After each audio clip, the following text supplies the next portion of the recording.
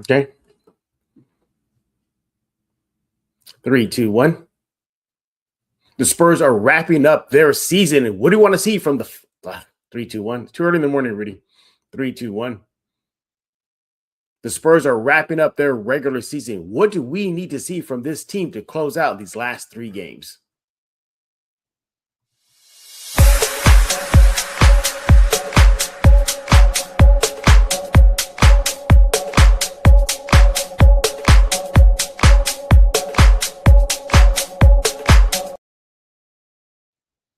Okay, 3, 2, 1. Happy Tuesday. Welcome back to another episode right here on Spurs in Focus on YouTube, iTunes, Spotify, YouTube podcasts. The list goes on and on, including Spurs in Focus on Substack. Go there right now. It is completely free. Sign up right now. We thank y'all for making Spurs in Focus your first and only spot for all things silver and black. I am your host, Jeff Garcia, a longtime Spurs beat writer in San Antonio. What are we talking about today? You see on your screen if you're watching on YouTube. If not, I'll let you know right now. What do you want to see from this team to close out the regular season? They got 3 games left. That's it. And then the real season begins. But what do we need to see from these young Spurs that we got to make sure it happens before game 1 of the opening round series in the Western Conference? And then pricey playoff tickets. Yeah. You going to pay those expensive prices to go see your silver and black in action? I don't know. Some of the costs may give you sticker shock. You may look at that and be like, oh my goodness. You may look like this guy, Freddy Krueger, when you look at those prices that are popping up in the secondary market. It's going to bring in our guest. He is back for a Tuesday, Mr. Rudy Campos of the Sports Answer. Looking freshly shaved there. I see you, buddy. Look at you. Nice and clean there. It's funny because my family was like, oh, you look good with the beard, and I shave it. They said, man, you look older. I'm like, oh, how's that possible? Isn't it the other way around? When people shave their beard, they look younger?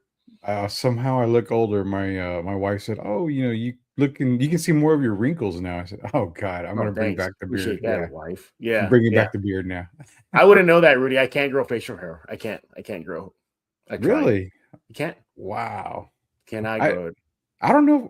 I know people can't grow it, but I've never actually met anybody that can't grow facial hair. No, this is just maybe I have to shave maybe twice a week.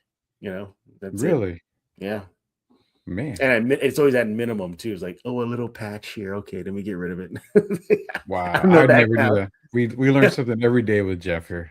Yeah, all right. Well, thank y'all again for coming here to Spurs in Focus. Again, your first and only spot for all things Spurs. Let's dive into it, Rudy. The Spurs have 3 regular season games left, and that's it.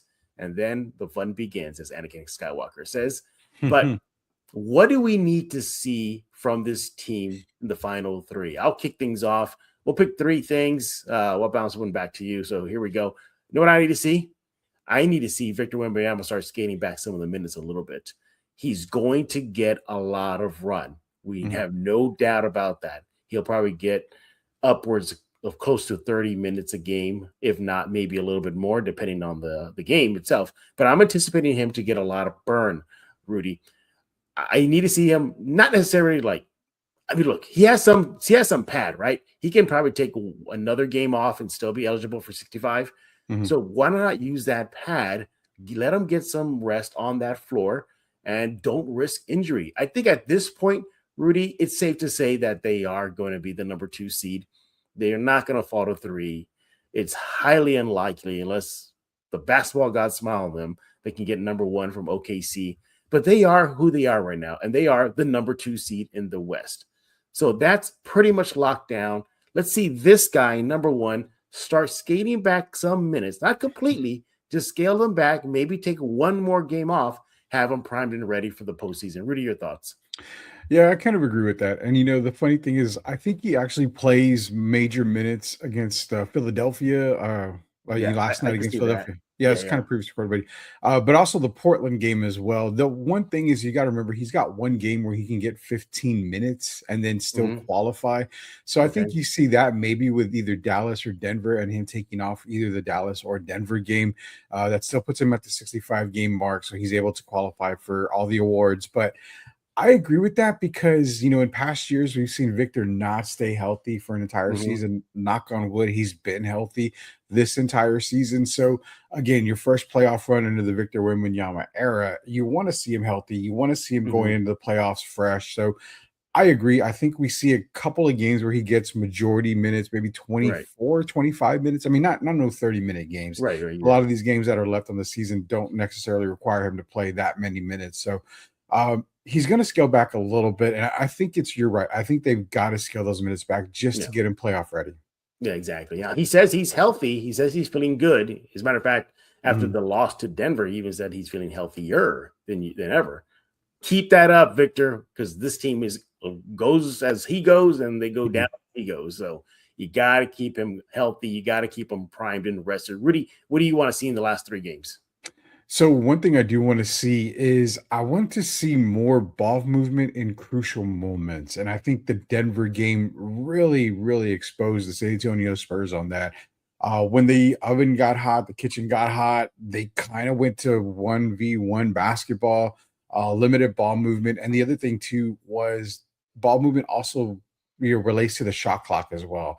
You saw Victor get the ball. Shot clock was running down. The Denver Nuggets were playing some really good defense, getting the ball back to De'Aaron Fox or Stephon Castle, one of his guards, with maybe 4 or 5 seconds left on the shot clock, expecting them to do something with it. The ball movement for San Antonio, when it's been, relatively hot potato for them, they are unbeatable. It goes back to the 2014 team when we talked about the beautiful game. So I want to see in these last 4 games, I want to see continuous ball movement. I want to see them to continuously move the ball, set off screens, just move and run some kind of offense to where that ball just continues to move. So what it was Denver, they got stale. They got really stale at the end of the game. Denver was able to expose that, like I said, with San Antonio. And Jeff, that's the thing, is that this team has a plethora of guards and a plethora of playmakers. There's no reason why this should be, an old Tim Duncan era where it's 4 down, give it to Tim, and then make a move. Hopefully you get something in the basket, or you kick it out with like 8 seconds left on the shot clock.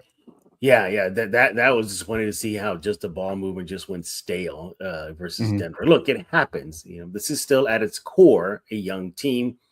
It looks like they probably got a little, side hit when Denver came back from that double-figure deficit. They probably were like, "Whoa! We thought we smoked them already. What's going on here?" Yeah. So, that's definitely key. Ball movement. This team is one of the better teams when it comes to assist percentage. Let me go ahead and pull up the numbers here for you. But when you have guards like De'Aaron Fox, who was a pretty good facilitator, Dylan Harper, Castle, Wemby, the list goes on and on. Let's see the numbers here for your San Antonio Spurs when it comes to sharing the ball.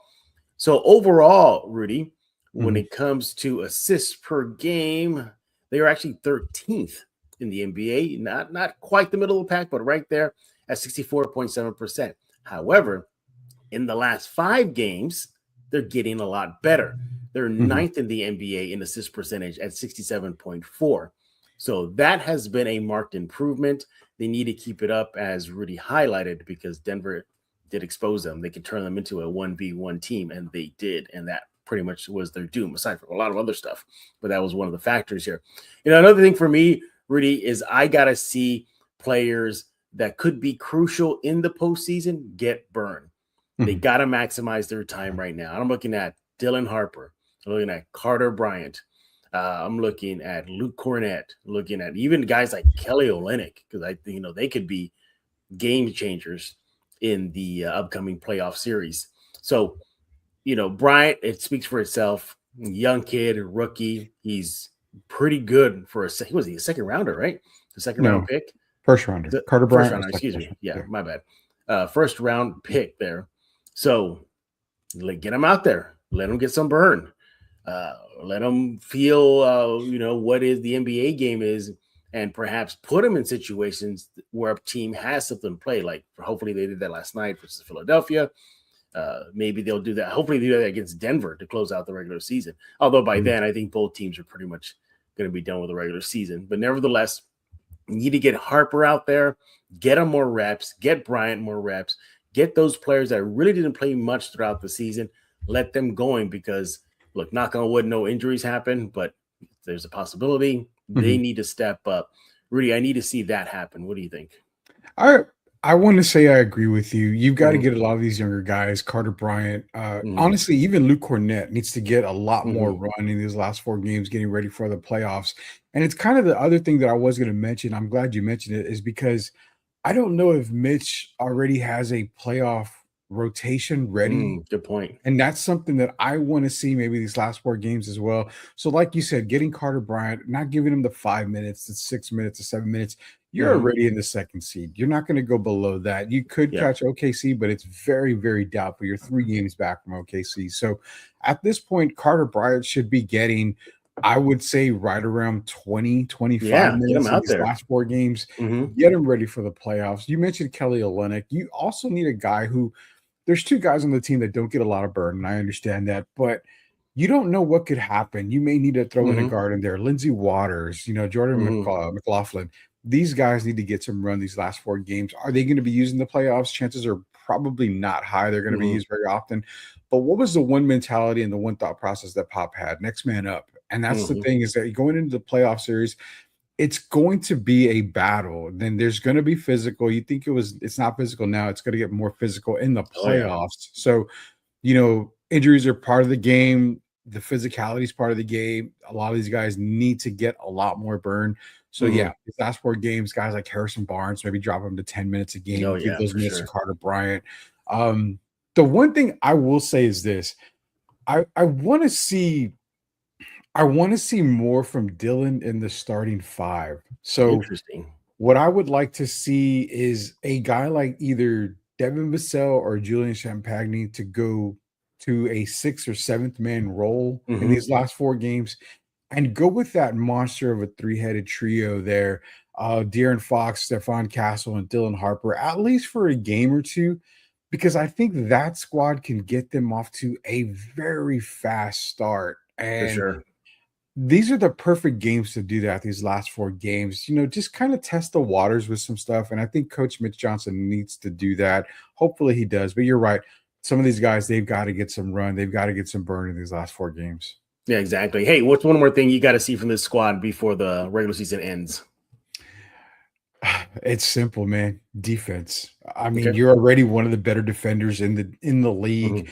I get it. It's just one game against Denver, but the defensive collapse you had at the very end, Christian Braun getting a whole lot of open threes, Yeah. Victor uncharacteristically Victor moving away from the basket, giving Aaron Gordon Mhm. a dunk to tie the game at the end of the game. It's just kind of the mentality, the defensive mentality. You've got to play defense for 48 minutes, and I think they've had a lot of collapses. I think also, a lot of blame was put on De'Aaron Fox, but I just want to kind of see De'Aaron get back into defensive. I mean, this is a guy that was averaging almost 2.5 steals a game when he got traded to San Antonio, Right. and I think I want to see him, you know, get those steal numbers back up going into the playoffs. When it comes to defense, Jeff, I also want to see the physicality part. I want him Yeah. to see him be a little bit more tough, a little more physical under the boards. I want him to see him get a little more scrappy, because in the playoffs, every loose ball is a major factor for every Mhm. team.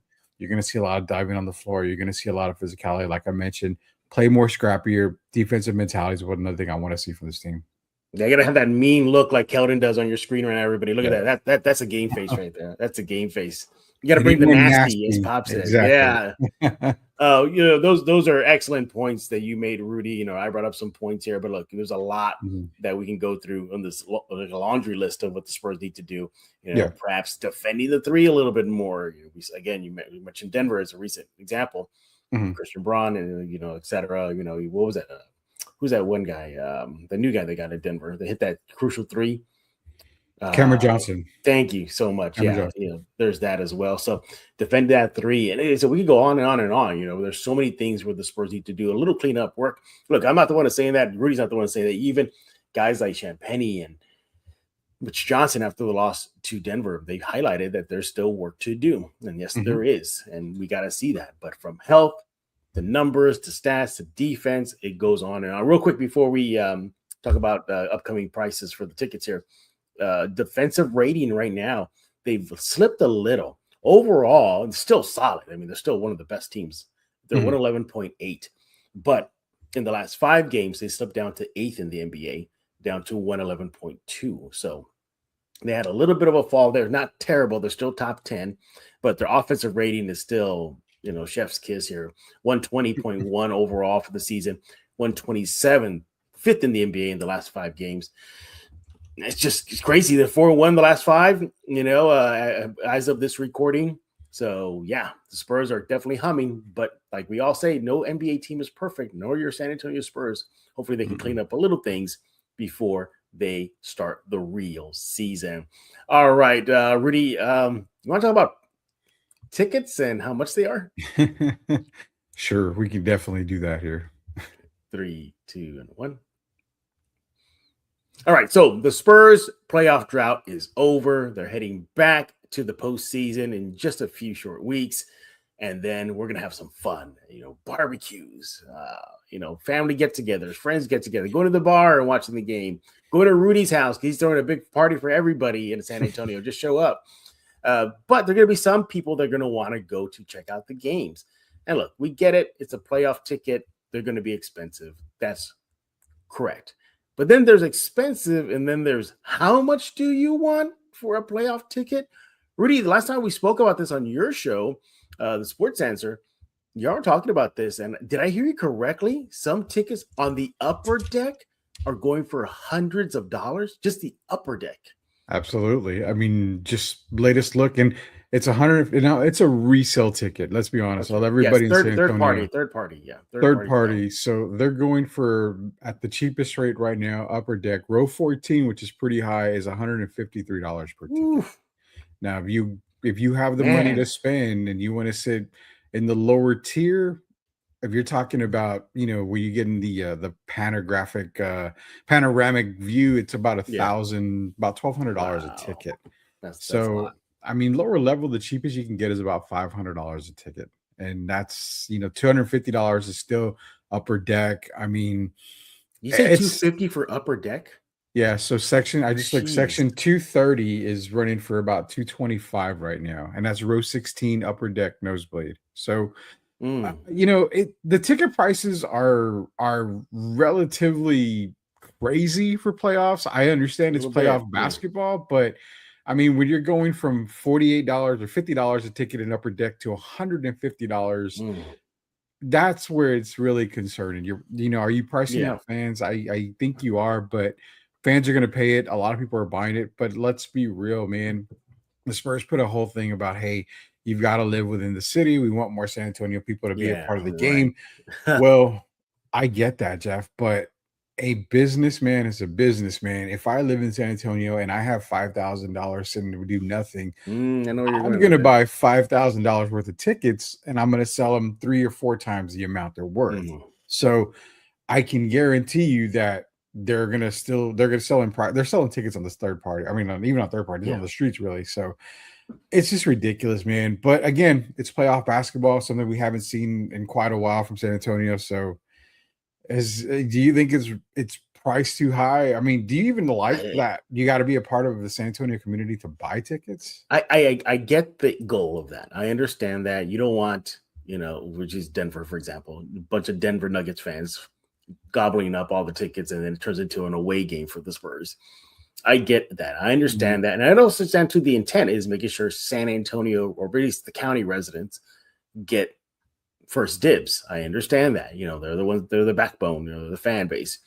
But that's not going to prevent them from them being the tickets being sold to other people. I mean, don't they have a thing called a VPN? You can use a VPN. Rudy could be living in Denver right now, and he can call me. He goes like, hey, I want to go cheer on my Nuggets in the first round. Give me some tickets. I'll give you extra $20 on top of it. Something like that. Things can be found to get around it. But as far as the ticket price, I am not surprised that they skyrocketed, at least on the third party. Let me make that very clear. Third party sellers. So you're looking at your StubHubs, you're looking at your Ticket IQs and stuff like that, not directly from the Spurs. And because directly from the Spurs, I believe they're sold out. So it's done. So do you think third party ticket companies are what killed a lot of experiences? Oh, yeah. I think so. I think, remember that debacle with Ticketmaster and the concerts, the fees, and because sure, you go to like whatever, pick your third party vendor.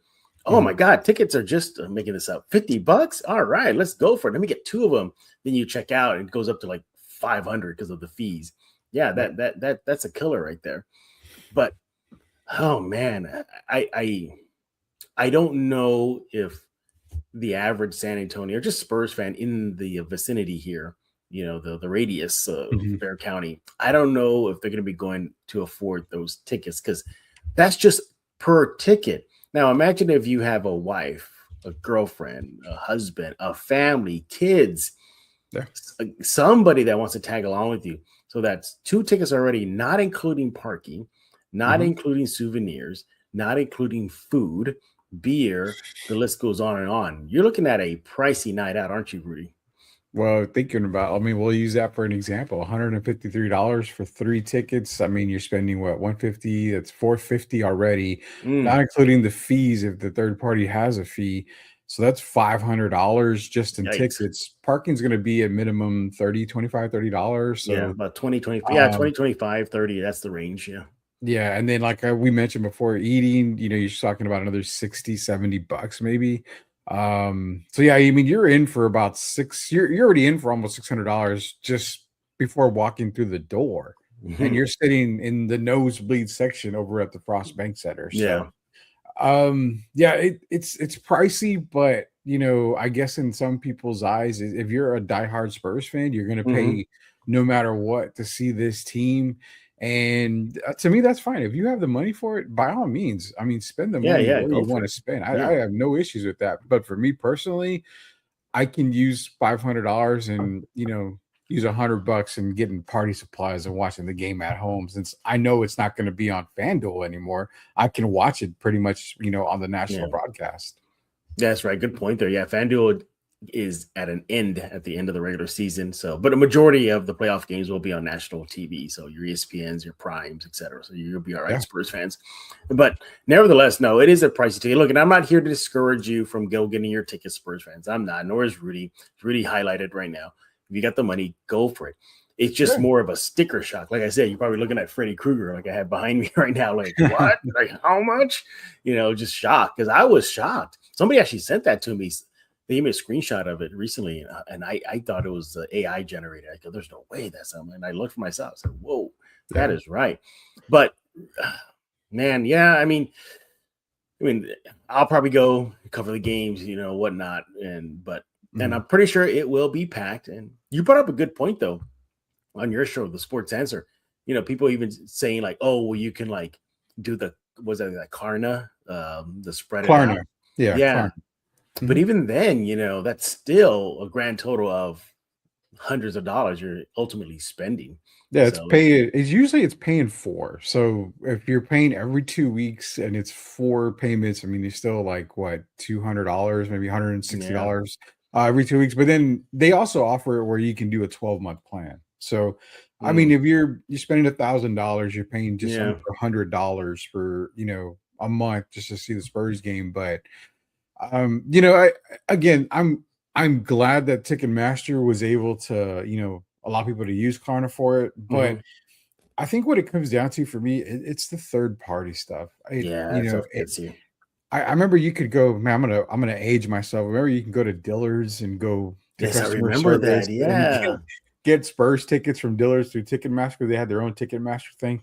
I hate the fact that you get third party in here. I mean, I'd almost welcome back the scalpers before I welcome me back Ticket, StubHub and all these other guys. But I mean, yeah, there's ways to pay for the tickets. It's just a matter of, do you want to pay the prices for it? Yeah. So I'm not a family man. I don't have kids, but you, Rudy, I can only imagine you, if your kid who wants to say, I want to go to a game, Dad, and you're probably like, oh, about that. I have a hard time paying regular season ticket prices. Yeah, I know. They can be pricey. I remember I went to as a fan a couple of regular season games this current season, and even I was like, how much do you want for that ticket. Yeah, It pricey. wasn't as bad as we're seeing right now, but it was close to that. But yeah, it's an interesting topic here. As we mentioned Sports Answer, they debated it. Now we're talking about it here at Spurs in Focus. But we got to hear from you. Would you pay those expensive ticket prices to go see your Silver and Black in the postseason? Let us know on X at Box Score Studio for Rudy and for me at Jeff G Spurs Zone. And also let us know what you all think about what you need to see cleaned up for the Spurs in the last 3 games. I'd love to hear your thoughts on that. And don't forget to subscribe to Spurs in Focus on YouTube, iTunes, Spotify. You also got YouTube podcast and Spurs in Focus Substack. It's completely free. Rudy, you want to get a little nerdy? Sure.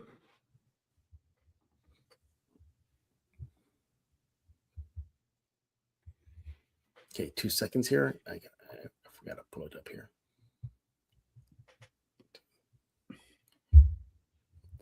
Somebody sent it to me.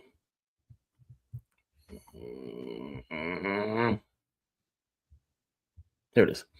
So basically, it's like going to be nerd heaven on TV. You have Maul started yesterday. Started today, but for the purpose of this show, it started yesterday. Maul started. Daredevil, Born Again had a new episode. I think it is that they do that once a week shit. It's the Invincible starts the new season, and then the last season of The Boys started. So of all of those, that's all this week. So of all of those, which one are you looking forward to the most? Okay, that's the topic. Okay, sure.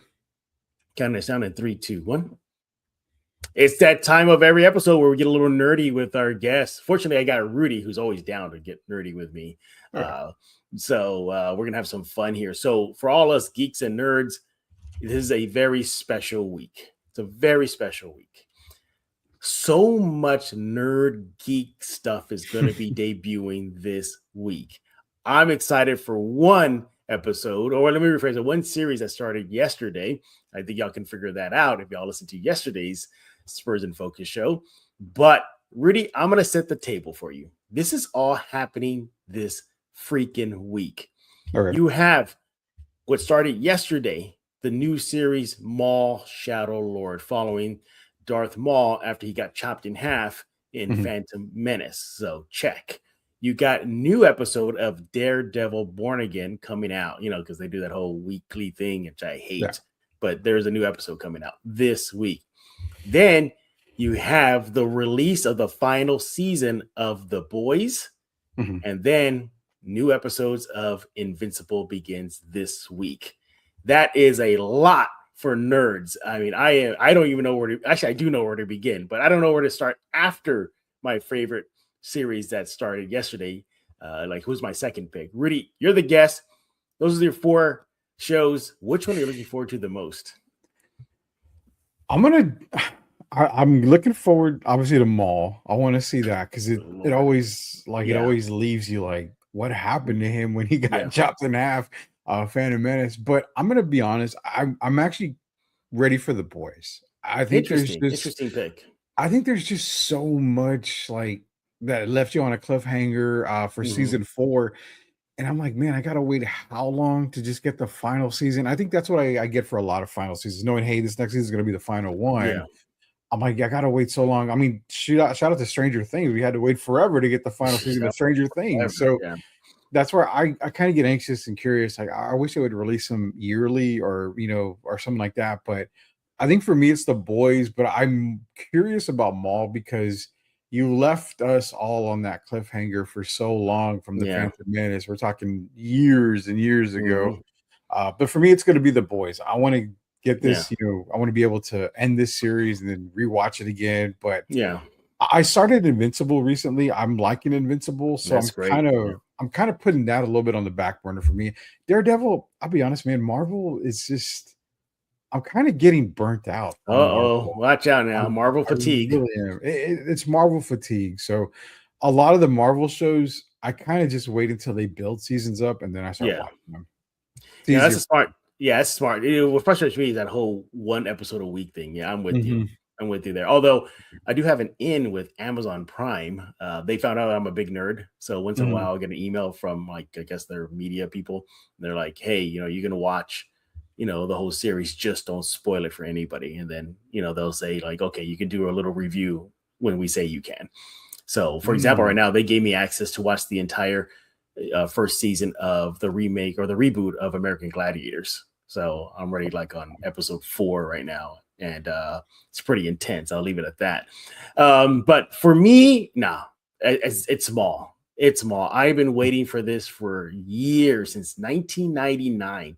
Yeah. What the bleep happened to Maul after he got cut in half? We all thought he died. Obviously, we knew he didn't because of the Clone Wars and his fight versus Ahsoka. We know that. But like, what exactly happened moments after he was falling down that chute, cut in half? And we finally get it. And based on the trailer, I don't think, although it is on Disney Plus, I don't think it's going to be for kids, because in the trailer they show him decapitating somebody, but it's just a shot right through the neck, and then it cuts away, so you know what happened afterwards. I think the animation looks phenomenal. I think the voice acting looks good. He looks like he's pissed off, like out of his mind, pissed off about what happened to him. And we get his views on the Jedi after he's no longer a Sith, so we get all that. I read like a kind of a synopsis of what the aim is for it. They're actually the vibe is from that movie Heat with Al Pacino and Val Kilmer. That's the vibe they're going with. And I go, oh, you're gonna go with that vibe for Maul? Then I'm all in, all in. My second pick, though, that I'm looking forward to seeing, let me pull up my list here, is Invincible. I love Invincible. I would say so. Invincible has just been, just great. Know what it reminds me of? It reminds me of a modern day take of Dragon Ball Z. That's kind of what it is. I would say so. Super powered human looking creatures I guess they just look like us, but they're just from another world. They're aliens. Yeah. They're super powered, and they come to Earth to conquer. Y'all remember that was Goku's original programming, because they programmed them, but he had a faulty memory or brain. He bumped his head, and he ended up becoming the peaceful guy. So the same concept, but taken to a whole other level, like just brutal, gory, no holds back. And if you saw last year's series finale, his fight versus Conquest was just crazy good. Good. So I'm looking forward to that. After that, I think I'm going to throw in The Boys at number 3, and then Daredevil last. Not because of Daredevil fatigue, but because I'm frustrated with a once a week thing. I figured I could let them pile up, then I could just kind of run through them. But it's just a great time to be a nerd this week. I can't wait till we do our reviews later on Spurs in Focus. Do you think that Marvel should get out of that one a week thing? And not just Marvel, it's Disney Plus. I mean, it's Disney Plus, yeah. I hate that. I'm a guy that if you want to release 8 episodes and then 8 episodes, I'm okay with that. You can kind of give me that. But the once a week thing, it's brutal. But again, you and I, we grew up in that once a week era, because you would watch, that's a good point. We watched one show and we had to wait the next week to see what happened, and then the following week to see what happened. So I guess maybe because it was on TV, on cable, you had to accept it, but now it's streaming. You're like, why don't you just release everything at one time? And said, we're more impatient about it. But I hate the whole once a week thing now. Yeah, a quick side note here: if you're not interested in like animated shows or like superhero themed shows like Daredevil, go check out. I think it's on Hulu. I think Hulu's still around, right? They didn't fold. Go check out Paradise. That's a great series. Paradise. Oh my god, you're gonna get hooked. It's science fiction. It's a science fiction movie, but it's a little bit more for the intellectuals side of things. So it's not like, I am a big creature from another alien world, I'm gonna beat everybody up. Not like that. But that takes me out of the equation. I don't have much intellectual. It's definitely a kind of a thinking science fiction show, mystery. Put the clues together. It's pretty cool. I enjoy it. All right, there's your nerd segment for today, right here on Spurs in Focus. Hey, well, if you're a nerd like me and Rudy, what are you looking forward to watching? Maul, Invincible, the ending of The Boys, Daredevil? let us know on X at Box Score Studio and me at Jeff G Spurs Zone. And also, of course, you're here for Spurs Talk. We got to hear from you. What do y'all think of what y'all want to see in the final few games of the regular season from your Silver and Black? And are you willing to pay those expensive tickets to go see your boys? Get it? See how I did there? In the postseason. Yeah, let us know. Rudy, what's going on at Sports Answer? Yeah, so Sports Answer, you can follow us on Answer Now TV. You can subscribe there. We're coming to you every single Sunday. We're also adding a Friday afternoon, like a drive show for the Sports Answer as well. But sure, Answer Now TV. You can also catch Spurs in Focus running the shows there on as well. So you can catch Jeff on his show. You can catch Jeff on my show. You can catch me on my own show. We just got a whole lot of content coming on Answer Now TV. So be sure to subscribe. Do that right now. And don't forget to follow him, that guy you see on your screen on X at Box Score Studio. Rudy, thanks again for joining us here at Spurs in Focus. By the way, hint everybody, don't let Rudy know. This is probably not going to be the last time he's on this week. So just a heads up. All right. Yeah. He'll be back very, very soon. Rudy, again, thank you for your time. Everybody else, we thank y'all for making Spurs in Focus your first and only spot for all things San Antonio Spurs. Seriously, don't go to the other shows. Come right here to Spurs in Focus, your first stop for all things Spurs. Subscribe on iTunes, Spotify, YouTube Podcast, Pocket Cast, and don't forget to go to the Spurs in Focus Substack, completely free. Rudy's buying memberships, subscriptions. It's on him. It's on him. People. The first 50 people, he got you. He has your back. So go be one of those first 50 to go subscribe to the Spurs in Focus Substack, penned by yours truly. Go check it out. We'll try to be back tomorrow.